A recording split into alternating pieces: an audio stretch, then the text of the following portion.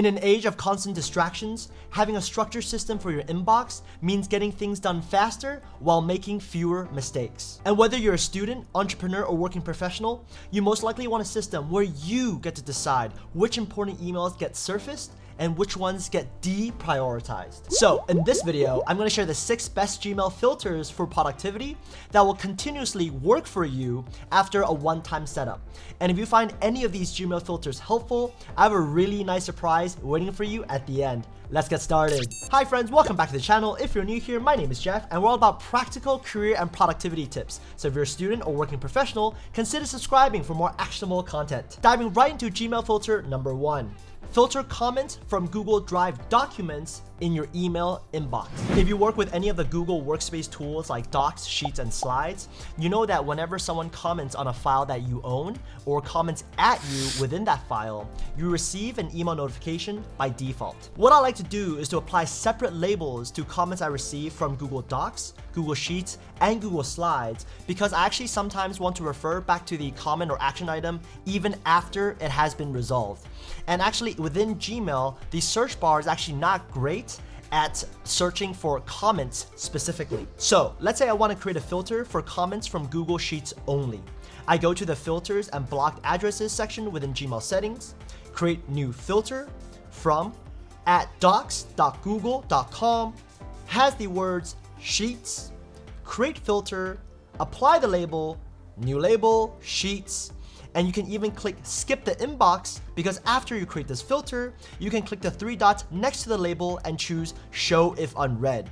And this hides the label unless there's a new comment directed towards you. You can repeat this process for Google Slides and just replace Sheets with Slides in has the words field.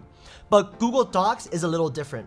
If you want to filter out Google Docs only, you have to write doesn't have Sheets or Slides here, and then continue with creating the filter. Advanced Gmail rule number 2. Combine filters with Gmail templates to send automated responses. In Gmail settings, you have the option to set up a vacation responder when you're out of office. The issue with this is that you only have one message to send for everyone who emails you. And while you might want to have a cute or humorous reply to your colleagues, you probably want a professional and dignified response when external clients email you. So instead of turning on the vacation responder, first go to your settings, advanced, and make sure templates is enabled and click save changes. Then in a new compose window, create 2 templates, one for your colleagues and one for external partners. For the internal one, something like, yo, chillin' hard right now, not going to check emails for 2 weeks, peace. And for the external version, dear sender, your message is of the utmost importance to me. I simply cannot wait to get back to work and check my inbox since there's just such a thing as too much fun when I'm working with a client like you. Most sincerest regards, Jeff. Save both of these as templates by clicking the 3 dots here, templates, save draft as new template, saved as new template. Then go back to your settings, filters, create new filter, and in the from field, input asterisk at whatever your work domain is, .com, create filter. Check send template and choose the internal OOO template. Then create another filter, only this time in the from field, input minus at yourworkdomain.com and choose the external OOO template. Don't forget to turn these off after you get back. Of course, this is just one way to combine Gmail filters and templates. If you're working a role where you receive the same type of question a lot, you can filter for a certain keyword and reply with an answer template. Or, pro tip, you can have a template with just the word yes in it and have it set up as an auto response to whenever your significant other emails you. You can thank me later.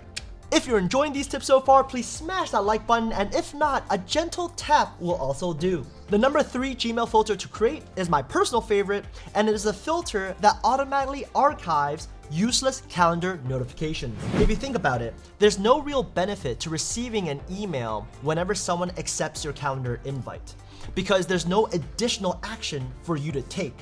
the notification is just a distraction. All you have to do is create a new filter, has the words filename:invite.ics and accepted, create filter, skip the inbox, mark as read, and if you want, you can apply a label calendar or something and create filter. Now, you'll never receive an email after someone accepts your invitation, but you'll still be notified if someone rejects your invite. In that scenario, you actually have a follow-up action item. You have to follow up and find a new time. So that notification is useful. The fourth Gmail filter for productivity, using the plus sign to selectively filter out newsletters and promotions. As I've mentioned in previous videos, the plus sign is super cool because you can put your username plus literally anything you want at gmail.com, and Gmail will still recognize is an email meant for you. So I would highly recommend creating 2 filters and their corresponding labels, one for newsletters and one for promotions and discounts. The next time you sign up for newsletters, feel free to input your email plus newsletters at gmail.com, and for promotions and discounts, feel free to type in your email plus discounts at Gmail or at apple.com. To create a filter for newsletters, simply create a new filter. In the to field, input your email plus newsletters at gmail.com and click create filter. And since newsletters should theoretically have higher quality content, we don't have to check skip the inbox since you might actually want it to hit your inbox and be notified.